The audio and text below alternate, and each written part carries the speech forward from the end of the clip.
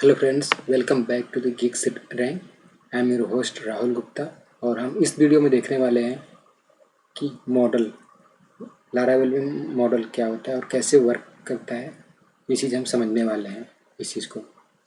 तो हमारा टॉपिक है इस वीडियो में कि एलिगेंट मॉडल इन लारावेल में जो भी है हमारा पहला है इंट्रोडक्शन कि मॉडल होता है क्या है। एलिगेंट मॉडल एक्चुअली हमारा जो मॉडल होता है ये हम जो भी और डीबी से रिलेटेड जो भी हम लॉजिक या जो भी क्वेरी परफॉर्म करना चाहते हैं उसके लिए होता है। मीन्स हमारा जो भी डेटाबेस एक्टिविटी होती है, इंटरेक्शन होता है कंट्रोलर और मॉडल के बीच में, वो इसमें परफॉर्म होता है। जो भी मॉडल में क्वेरी ऑपरेशन होंगी वो चीज़ें परफॉर्म होंगी ORM के थ्रू।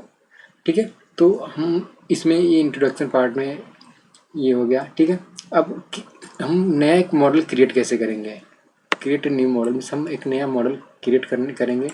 उसके बाद से हम देखेंगे ओवरराइडिंग मॉडल प्रॉपर्टी, जो भी हमें एग्जिस्टिंग प्रॉपर्टी है उसको ओवरराइड करेंगे इस चीज़ को।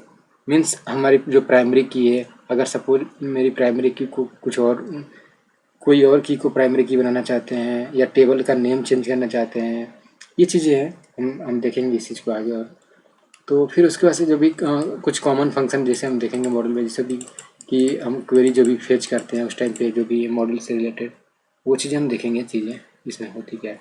तो मैं आपको मॉडल्स बताता हूँ कि जो अगर मैं बात करूँ जो एलिगेंट मॉडल होंगे, मेनली अगर मैं बात करूँ तो हम ये चीज़ें हम परफॉर्म करते हैं जो भी डेटाबेस से रिलेटेड चीज़ें होती हैं। एक तो सेव फंक्शन होता है जो कि हम जो भी न्यू एंट्री होती है, जो भी चीज़ होती है उसको हम न्यू एंट्री करते हैं। जो भी ऑब्जेक्ट होता है नया क्रिएट करते हैं उसको एंट्री कराते हैं हम डेटाबेस में। दूसरा होता है अपडेट। सपोज मेरा जो कोई भी एग्जिस्टिंग रिकॉर्ड है उसको मैं अपडेट करना चाहता हूँ, तो उसको सबसे पहले उस ऑब्जेक्ट को फाइंड करेंगे, उसके बाद से फिर हम उसको अपडेट करेंगे चीज़ें। उसके बाद से आता है थर्ड वन की जो हमारे डिलीट करना है किसी रिकॉर्ड्स को। तो अगर उस रिकॉर्ड को डिलीट करने के लिए उस पर्टिकुलर आईडी से जो भी प्राइमरी की है जिसके बिहाफ पे भी हम सर्च करके उस डेटा को ऑब्जेक्ट को गेट करेंगे। उसके बाद से हम उसको डिलीट करेंगे। उसके बाद से तो डिस्ट्रॉय। डिलीट और डिस्ट्रॉय में एक्चुअली डिफरेंस ये है कि जो हमारा डिलीट है वो सिर्फ एक आईडी हम अगर होता है वो चीज़ लेता है, एक आईडी को मतलब लेता है। जबकि डिस्ट्रॉय क्या होता है, मल्टीपल प्राइमरी आईडी जो भी हम चीज़ें होती है की होती है उसमें पास कर देते हैं एज एन एरे में। तो क्या होता है उन रिकॉर्ड्स को क्या करता है डिलीट कर देता है।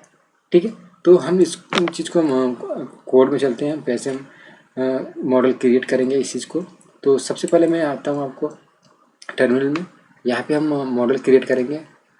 हम मैनुअली भी क्रिएट कर सकते हैं, लेकिन हम क्या करेंगे इसको मॉडल को आर्टिसन कमांड की तरफ क्रिएट करेंगे, क्योंकि लारावेल बेस्ट वे है जो जिसमें हम आर्टिसन कमांड के थ्रू मॉडल को या कंट्रोलर को इन सब चीज़ों को जो भी चीज़ें इवेंट्स को लिस्ट को ये चीज़ें आर्टिसन कमांड देता है क्रिएट करने के लिए।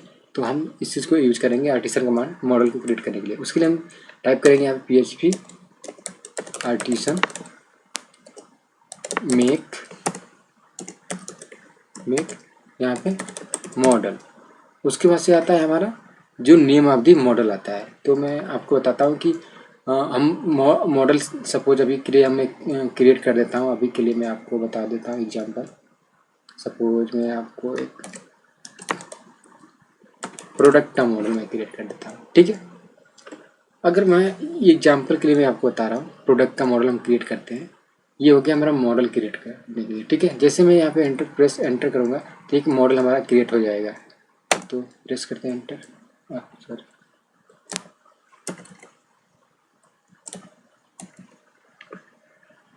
एक्चुअली मैंने पहले से क्रिएट कर रखा है ये चीज़। तो मैं अब एक काम करता हूँ, एक नया मॉडल क्रिएट करता हूँ। सपोज मैं टेस्ट के नाम से आपको दिखाने के लिए मैं एक काम करते हैं। ठीक है, ये टेस्ट के नाम से मैं मॉडल क्रिएट करता हूँ, क्योंकि मैं जस्ट प्रोडक्ट मॉडल वो डेटाबेस इंटरेक्शन के लिए मैंने एक मॉडल क्रिएट किया, जिसमें मैंने आप देख सकते हैं यहाँ पे डेटाबेस में कुछ रैंडम रिकॉर्ड्स मैंने डाला कि आपको मतलब वो क्वेरी कैसे ORM की परफॉर्म करते हैं वो चीज़ें मैं आपको एक्सप्लेन कर सकूँ। तो हम आते हैं फिर इस टर्मिनल में। मैं एक टेस्ट के नाम से मॉडल क्रिएट करता हूँ। अब ये टेस्ट जैसे मॉडल क्रिएट करूँगा एक नई यहाँ पे एक मॉडल क्रिएट हो जाएगा। यहाँ पे आप कोड में देखते हैं कि यहाँ पे ऐप के अंदर यहाँ पे टेस्ट नाम के एक मॉडल क्रिएट हो गया है। तो हमारा आप देख सकते हैं कि पहला हो गया जो भी ये डिफ़ॉल्ट चीज़ें हमें कुछ दे देता है, जैसे ये नेम स्पेस हो गया जो भी क्या पे इसका पाथ है, और ये देता है हमारा एलोकेंट मॉडल जो कि अब इस चीज़ को यहाँ पे एक्सटेंड किया गया है मॉडल को। मीन्स हमारे जो भी एलोकेंट मॉडल का जो भी बिहेवियर जो भी प्रॉपर्टी है वो क्या करेगा, हमारा ये जो टेस्ट वाली क्लास है, मॉडल एक्चुअली ये क्लास ही होता है, तो ये क्या करेगा, ये टेस्ट वाली जो भी क्लास हमारा हो उस चीज़ को मॉडल वाले जितने भी इस चीज़ की प्रॉपर्टी है फंक्शन है उसी को क्या करेगा, एक्सटेंड कर देगा। हम इस चीज़ को इम्प्लीमेंट करेंगे। ठीक है, तो हमारा ये हो गया मॉडल क्रिएट करने का। मैंने क्रिएट करने का तरीका बता दिया आपको। मैं आपको इसकी कुछ चीज़ें में कॉमन फंक्शंस हैं जो भी चीज़ें हैं उनको मैं आपको एक्सप्लेन करता हूँ कि कैसे वर्क करता है। इसके लिए सपोज मैंने मॉडल पहले से सिम फ्रेश मॉडल क्रिएट किया था, जिससे रिलेटेड मैंने क्या किया था, यहाँ पे डेटाबेस में कुछ प्रोडक्ट्स की एंट्री मैंने यहाँ पे कर दिया था।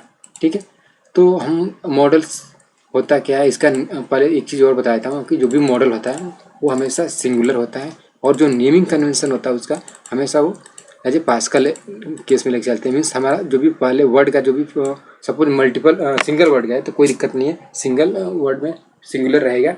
अगर सपोज आपके पास मल्टीपल वर्ड्स हैं, अगर मॉडल क्रिएट करना चाहते हो तो उस केस में क्या करोगे, जो भी वर्ड होता है उस केस में हम सपोज मैं आपको एग्जांपल दूंगा। अगर सपोज इसका हम एडमिन यूजर के नाम से अगर मॉडल क्रिएट करते हैं तो यहाँ एडमिन हो जाता, फिर यूजर को यू को हम कैपिटल लिख चलते हैं। ये स्टैंडर्ड वे रहता है जो भी लिखने का। ठीक है, मैं यहाँ पे अभी एग्जाम्पल रिवर्ट कर देता हूँ। ये हमारा प्रोडक्ट मॉडल हो गया। जो टेबल क्रिएट होगी हमेशा प्लूरल फॉर्म में होगी, स्नैक केस फॉलो करता है लारावेल। तो ये चीज़ हम देख सकते हैं यहाँ पे जो भी मॉडल हमारा क्रिएट होगी ये चीज़ ये प्लूरल में होगी चीज़ें। ये कन्वेंशन होता है अगर लिखने का तरीका चीज़ होता है। ऐसा नहीं कि हम कुछ भी हो लिख सकते हैं, लिख देंगे कोई चल जाएगा, कोई दिक्कत नहीं है। हम कोई भी टेबल का नेम रख सकते हैं लेकिन उसमें कोई प्रॉब्लम नहीं होगा, लेकिन एक स्टैंडर्ड वे होता है। ठीक है, अब हम यहाँ पे सपोज मुझे कुछ प्रॉपर्टी है उनको मैं ओवरराइड करना है। सपोज में अभी मैं बात करूँ तो अगर सपोज मुझे यहाँ पे जो भी टेबल का नेम है, अभी आप देख सकते हो टेबल का नेम क्या है, प्रोडक्ट्स है। ठीक है, सपोज आपको इस टेबल के नेम को आप चेंज करना चाहते हो कि मतलब मैं सपोज में प्रोडक्ट्स ना रख करके मैं अपना जो भी टेबल का नेम रख दिया, मैं सपोज में माई प्रोडक्ट्स रख दिया। ठीक है, सपोज जो भी है। ठीक है, तो यहाँ पे क्या करेंगे, हम यहाँ पे डॉलर प्रोटेक्टेड लिखेंगे। ठीक है, उसके बाद से हम यहाँ पे जो भी होगा एक टेबल का नेम, टेबल एक्चुअली यहाँ पे इसमें नहीं रहेगा क्योंकि डिफाइन करता है कि प्राइवेट है या प्रोटेक्टेड है, तो ये हमारा प्रोटेक्टेड है इस पर्टिकुलर के लिए। ठीक है, या उसके बाद से जो भी होगा यहाँ पे टेबल का नेम, सपोज मैं यहाँ पे एग्जांपल के लिए मैं देता हूँ माई प्रोडक्ट्स लिख दिया। ठीक है, ठीक है, तो ये हो गई। अगर नेक्स्ट टाइम पे जब भी हम इंटरेक्ट करेंगे डेटाबेस के साथ में ये चीज़ें, तो ये जो भी हम क्वेरी यूज करेंगे तो ये क्या करेगा, अगर इस मॉडल को कॉल करेंगे तो ये डेटाबेस में क्या करेगा, देखेगा कि माई प्रोडक्ट्स के नाम से टेबल है कि नहीं। ये मीन्स हमने क्या कर दिया, इसको मतलब ओवरराइड कर दिया, जो भी डिफ़ॉल्ट टेबल थी वो चीज़ें ओवरराइड कर दिया कि माई प्रोडक्ट्स के नाम से। तो ये डेटाबेस में माई प्रोडक्ट सर्च करेगा। अब मतलब मीन्स तो हमने क्या कर दिया, अब फिर हमें इस सिर्फ कस्टमाइज़ करने के लिए होता है चीज़ें कि हम किसी चीज़ को हम रीनेम करें, ओवरराइड करें, उसके लिए हो गया। ठीक है, सपोज आपको इसको कमेंट कर देते हैं। ठीक है, मैं आपको एक्सप्लेन करने के लिए बस समझाया। उसके बाद से आता है हमारी जो भी चीज़ें हैं कि हम सपोज मुझे कोई अगर प्राइमरी की है। ठीक है, अगर मुझे प्राइमरी की सपोज अगर मैं आपको एग्जाम यहाँ पे दिखाऊं डेटाबेस में, तो यहाँ पे प्राइमरी की क्या है, आईडी है। ठीक है, सपोज मैं अगर मुझे प्राइमरी की मुझे चेंज करनी होती है, सपोज मेरे डेटाबेस में जो भी है प्राइमरी की है प्रोडक्ट अंडरस्कोर आईडी होती है, उस केस में क्या करना होता है हमें यहाँ पे उसके लिए हमें यहाँ पे फिर से ओवरराइड करना पड़ता है प्रोटेक्टेड, उसके बाद से डॉलर प्राइमरी, उसके बाद से की। ठीक है, प्राइमरी की, उसके बाद से नेम ऑफ द जो भी प्राइमरी की हम ओवरराइड करना चाहते हैं, तो हम आईडी को हम किससे, प्रोडक्ट आईडी से ओवरराइड करना चाहते हैं, तो मतलब कि हमारी प्रोडक्ट आईडी है, अब प्राइमरी की ले लेंगे। मीन्स उस केस में आपको यहाँ पे इसमें प्रोडक्ट आईडी के नाम से की होना चाहिए, ये याद रखना पड़ेगा। ठीक है, मैं आपको एज ए एग्जाम्पल के लिए मैं समझा रहा हूँ। ठीक है, तो हम टेबल का नेम को ऐसे कर सकते हैं, फिर प्राइमरी की को ऐसे हम ओवरराइड कर सकते हैं चीज़ें। ठीक है, इसको मैं कमेंट कर देता हूँ, बस आपको एग्जाम्पल के लिए मैं समझा रहा हूँ। ठीक है, नेक्स्ट आता है कि सपोज आपके पास जो डिफ़ॉल्ट आप देखते हो कि लारावेल में जो भी क्रिएटेड अपडेटेड आता है, मैं इस चीज़ को एक्सप्लेन करूँगा जब माइग्रेशंस पढ़ेंगे, मैं आपको बताऊँगा इस चीज़ को। इसलिए मैंने एक्चुअली पहले मैं क्रिएट कर रखा हूँ बस डेटाबेस जो मॉडल की मतलब नॉर्मल जो क्वेरी है उनको परफॉर्म करने के लिए, बस उसके लिए। तो ये हो गया हमारे जो भी डिफ़ॉल्ट टाइम स्टैम्प्स इसको बोलते हैं, डिफ़ॉल्ट इसमें होता है। तो इसके लिए हम कैसे करते हैं, अगर इसको हमें वो करना है, ओवरराइड करना है, हमें नई टाइम स्टैम्प नहीं चाहिए, तो डिफ़ॉल्ट ऑन ट्रू रहता है। उसके लिए हम क्या करेंगे, यहाँ पे प्रोटेक्टेड डॉलर टाइम स्टैम्प्स, ठीक है, उसकी इक्वल टू यहाँ पे लिख देंगे फॉल्स, ठीक है। मीन्स हमारा जो भी अगर हम बात करें तो हम जो भी हमारी रहेगी ये चीज़ें, उस चीज़ को क्या करेगा ये, वो फॉल्स कर देगा। मीन्स जो यहाँ पे एक्चुअली हमारी स्पेलिंग मिस्टेक हो रही है, टाइम स्टैम्प्स, ठीक है, टाइम, ठीक है, ये हमारी हो गई, ठीक है। अगर मैं अब क्या करेगा, जो भी क्रिएटेड अपडेटेड एट जो डिफ़ॉल्ट एंट्री होती थी, जो भी चीज़ें हैं, वो क्या करेगा, अब इसको प्रिवेंट कर देगा। मीन्स अब ये एंट्री नहीं हो देगा, मतलब इस चीज़ को। अब आता है नेक्स्ट प्रॉपर्टी आता है, सपोज आपकी कोई प्रॉपर्टी है, ठीक है, अगर आपकी उसकी टाइप चेंज करना चाहते हो, जैसे कि अगर मैं सपोज मैं बात करूं, अगर कोई डिफ़ॉल्ट प्रॉपर्टी अगर थी हमारी मॉडल में क्रिएटेड एट अपडेटेड एट, अगर उसका जो डिफ़ॉल्ट हमारा जो भी माइग्रेशन करते हैं तो क्या होती है, यहाँ पे क्रिएटेड एट अपडेटेड एट आती है। सपोज मुझे इस कॉलम के नेम को रीनेम करना है और उसको उससे इंटरेक्ट करना है, उसके लिए हमें क्या करेंगे, उसके लिए सिंपल सा हम यूज़ करेंगे यहाँ पे ओवरराइड प्रॉपर्टी के लिए। सिंपल सा यहाँ पे क्या कर देंगे, यहाँ पे सपोज मैं यहाँ पे लिख दिया, यहाँ पे लिख देंगे कॉन्स्ट, ठीक है। उसके बाद यहाँ पे कैपिटल में लिखेंगे क्रिएटेड एट इक्वल्स टू, उसके बाद जो भी हमें प्रॉपर्टी का नेम करना है, डिफाइन करना है, सपोज मैंने लिख दिया यहाँ पे डेट एडेड, ठीक है। मीन्स जो भी डेट जिस दिन ऐड हुई वो उस तरह से हो गया। अगर मैं बात करूँ सेम ऐसे ही अपडेटेड डेट के लिए, तो यहाँ पे लिख देंगे कॉन्स्ट, यहाँ पे इसको फिर से लिख देंगे कैपिटल में अपडेटेड एट इक्वल्स टू, फिर यहाँ पे लिख देंगे, यहाँ पे हम लिख देंगे यहाँ पे सपोज जो भी आप प्रॉपर्टी से जिस प्रॉपर्टी से मतलब अपडेट करना चाहते हो, तो यहाँ पे मॉडिफाई डेट में दे दिया, ठीक है। इसमें स्पेस नहीं रहेगा, एक्चुअली स्पेस आ गया, ठीक है। तो ये हमारी हो गई जो भी डिफ़ॉल्ट प्रॉपर्टीज़ थी क्रिएटेड एट अपडेटेड एट। अब वो किससे रिप्लेस हो जाएगी, इससे हो जाएगी डेट एडेड हो गया, उसके बाद से मॉडिफाई डेट हो गया, ठीक है। ये चीज़ें ऐसे ओवरराइड हम कर दिए, ठीक है। अब हम चाहते हैं कि अगर मैं बात करूँ कुछ एक दो प्रॉपर्टी और देख लेते हैं कि हमारी सपोज कुछ डिफ़ॉल्ट किसी कॉलम की मुझे डिफ़ॉल्ट वैल्यू रखनी है, तो उस चीज़ को सपोज अगर मैं बात करूँ, ये इज सोल्ड है, इस पर मैं क्या करना चाहता हूँ कि जो भी है एक बुलियन टाइप है, ट्रू या फॉल्स जो भी हो, तो अगर मुझे क्या करना है, इसको मुझे डिफ़ॉल्ट वैल्यू पास करनी है चीज़ें, मतलब कि हमारी जो भी रहेगी हमारा ट्रू कि हमें जो भी अगर कोई प्रोडक्ट ऐड होता है उस टाइम पे क्या करेगा कि डिफ़ॉल्ट क्या होना चाहिए, हमारा ये फॉल्स रखना चाहिए, मतलब जीरो ही रहना चाहिए, मतलब कि उस समय सोल्ड नहीं होगा। जैसे उस केस में क्या करेंगे, हम एक यहाँ पे इसमें कीवर्ड होता है लारावेल में, जैसे हम सबको डिफाइन किए हैं, तो ऐसे ही इसको मैं कमेंट कर देता हूँ, अभी हम इसको यूज नहीं करने वाले हैं, ठीक है। तो ये हो गया। मैं बस आपको यहाँ पे इसलिए कमेंट करके दिखा रहा हूँ कि कौन कौन सी प्रॉपर्टी मॉडिफाई की जा सकती है। मैं कुछ कॉमन प्रॉपर्टी को मैं यहाँ पे दे रहा हूँ। तो यहाँ पे सपोज यहाँ पे एक होता है प्रोटेक्टेड, जो किसी आपको होती है जिस किसी भी वैल्यू को हमें मतलब डिफ़ॉल्ट वैल्यू देना है, उसके लिए होता है कॉलम की एट्रीब्यूट। तो यहाँ पे एट्रीब्यूट्स हो गए, ठीक है। उसके बाद से यहाँ पे जो भी होता है ये एट्रीब्यूट्स क्या होता है, एज एन एरे होता है। तो आप क्या कर सकते हो, यहाँ पे एज एन एरे डिफाइन कर सकते हो, ठीक है। आप स्क्वायर ब्रैकेट भी यूज़ कर सकते हो, कोई दिक्कत नहीं उससे। ये एरे होता है, ठीक है। अब एरे में क्या करना है, हमें जो भी की है, सपोज मैंने यहाँ पे डेटाबेस में देखा इज सोल्ड के नाम से है, इज सोल्ड क्या होना चाहिए, डिफ़ॉल्ट वैल्यू इसकी होनी चाहिए क्या, फॉल्स होनी चाहिए। मीन्स हमें जब भी कोई एंट्री हो या चीज़ें हो तो उसकी वैल्यू क्या हो, डिफ़ॉल्ट क्या हो जाएगी, फॉल्स रहेगी वैल्यू। कि हमारी मॉडल की जो भी डिफ़ॉल्ट वैल्यूज रहेंगी, एट्रीब्यूट्स रहेंगे, वो इस तरह से वर्क करेगा। तो इस तरह की चीज़ें हम देख सकते हैं इसमें। अब हम आते हैं कि चीज़ें मतलब कुछ कॉमन मेथड्स देख सकते हैं जो भी लारावेल में जैसे वर्क करता है वो चीज़ें, तो इसको मैं अभी के लिए मैं कमेंट कर देता हूँ। मीन्स अगर मैं बात करूँ तो जिससे कि हमने देखा कि कुछ क्वेरी में देख सकता हूँ, जिससे मैं अभी के लिए मैं फेच क्वेरी जो भी होगी डेटा फेच करने के लिए वो आराम में देखेंगे। उसके आगे हम जब सीरीज में जाएंगे तो जो भी हम फॉर्म से इंटरेक्ट करेंगे तो हम इंसर्ट भी देखेंगे, अपडेट भी देखेंगे और डिलीट भी देखेंगे। अभी के लिए मैं फेच के लिए जो भी रिकॉर्ड रिट्रीव करने के लिए हम देखेंगे। उसके लिए मैं कंट्रोलर में चलता हूँ। उसके लिए सिंपल सा एक कंट्रोलर में सपोज मैं ले लिया, प्रोडक्ट्स कंट्रोलर है, ठीक है।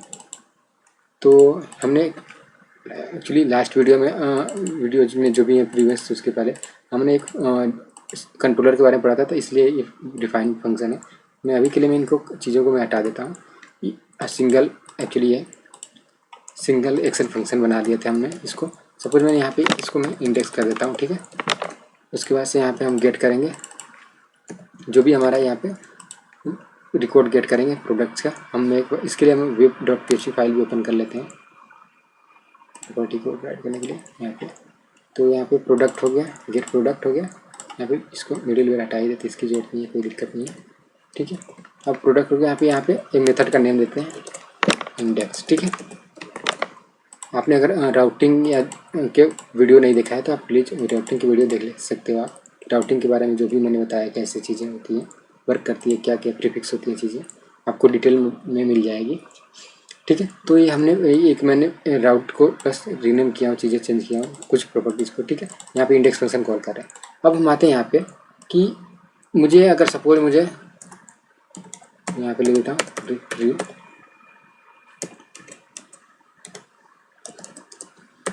डेटा, ठीक है। हमें कुछ डेटा को रिट्रीव करना है, तो हम रिट्रीव किस तरह से हम कर सकते हैं इस चीज़ को। तो हम इसके लिए हम क्या कर सकते हैं, तो यहाँ पे इस पर ठीक है।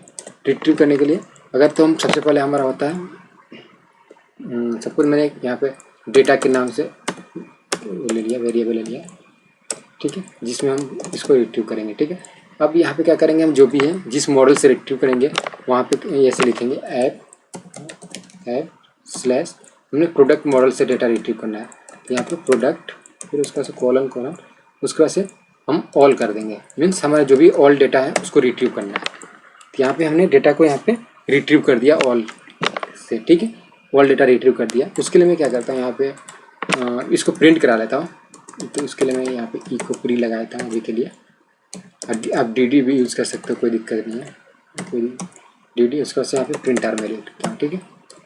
अब इसके लिए यहाँ पे अब पेज पे चलते हैं। जैसे मैंने राउट को डिफाइन कर रखा है प्रोडक्ट, तो हम यूआरएल पे चलते हैं, प्रोडक्ट वाले यूआरएल पे चलते हैं। यहाँ से हम प्रोडक्ट टाइप करेंगे, ठीक है। आप देख सकते हो एक्चुअली हमारा सर्वर रन नहीं कर रहा है इसलिए हमारी ये एरर आ रही है। तो मैंने यहाँ पे PHP आर्टिसन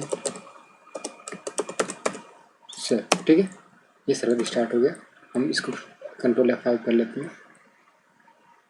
ये डेटा हमारा सर हाँ एक एरर दे रहा है कि app product not found. Means हमारा जो भी प्रोडक्ट है यहाँ पे ये फाउंड नहीं कर रहा है इस चीज़ को। ये स्लैश यहाँ से इस चीज़ को देख लेते हैं, ठीक है। ठीक है, अब हमारा जो भी रिकॉर्ड्स है आप देख सकते हो ये रिकॉर्ड्स हमारे आ रहे हैं। ये पहला ऑब्जेक्ट है जो भी है इसका एरर है, ठीक है। ये आईफोन हो गया, अच्छी, ठीक है। ये हमारा जो भी है ऑल रिकॉर्ड्स इसने ला दिया, ठीक है। अब हम आते हैं कि ये ऑल रिकॉर्ड्स आ गया। सपोज मुझे इसमें कुछ कंडीशन लगानी है कि नहीं मुझे किसी पर्टिकुलर कोई पर्टिकुलर रिकॉर्ड ही चाहिए, उस केस में चाहिए क्या।